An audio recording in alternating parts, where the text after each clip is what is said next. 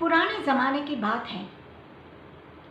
एक ख़ानदान के पास एक साज़ था, एक म्यूज़िकल इंस्ट्रूमेंट था जो उनको विरासत में मिलता आ रहा था। मतलब कि बाप जब बूढ़ा होता था तो वो साज़ अपने बेटे को देता था और वो बेटा जब बूढ़ा होता था तो वो अपने बेटे को वो पास करता था। एक बार इन लोगों ने सोचा कि ये साज़ हमको बजाना तो आता नहीं है, ये फिजूल में ऐसे ही पड़ा हुआ है और जगह रोक रहा है, क्यों ना इसको निकाल दें। लिहाजा उन्होंने उस साज़ को, उस म्यूज़िकल इंस्ट्रूमेंट को घर के बाहर कूड़ेदान के पास यूं ही छोड़ दिया। थोड़ी देर के बाद बाहर से एक मधुर धुन सुनाई देने लगी तो लोग अपने घरों से बाहर निकलकर देखने लगे कि यह कौन बजा रहा है। धीरे धीरे भीड़ जमा होने लगी और देखा कि एक भिखारी उसी साज़ से धुन बजा रहा था जिस साज़ को इन लोगों ने फेंक दिया था। 1 घंटे के बाद जब वो धुन खत्म होती है तब ये लोग कहते हैं कि ये साज़ हमको वापस दे दो, ये साज़ हमारा है। तब भिखारी ने कहा कि आपने तो इसे फेंक दिया था, आपको तो इसे बजाना भी नहीं आता।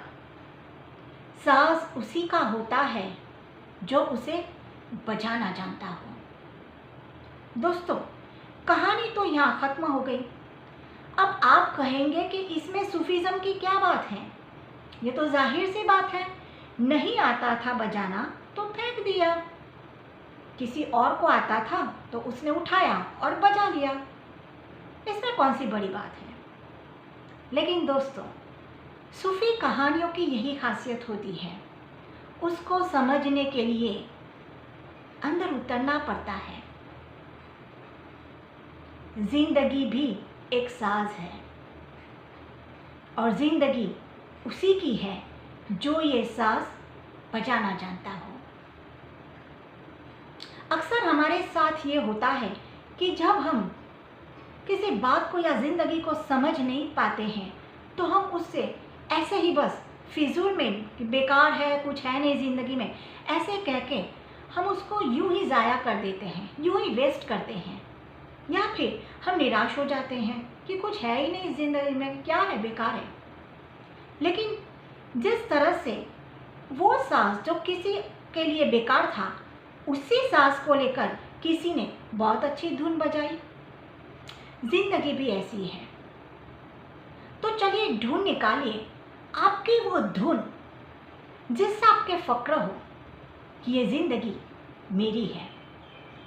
दोस्तों, जिस तरह से संगीत या मौसीकी एक गहरा समंदर है, ज़िंदगी भी एक गहरा समंदर है। इसको समझने के लिए अपने अंदर उतरना पड़ेगा, तभी जाके आपकी अपनी धुन आपको मिलेगी। दोस्तों, मैं हूँ सोनल शाह। शायरी लवर्स की मेरी इस चैनल पर आज से मैंने एक नया प्लेलिस्ट शुरू किया है जिसमें मैं आपको सूफ़ी कहानियाँ सुनाऊंगी। अगर आपको भी ऐसी कहानी सुनना अच्छा लगता है तो आइए मेरे साथ जुड़िए। चैनल को सब्सक्राइब करना बिल्कुल भी फ्री है।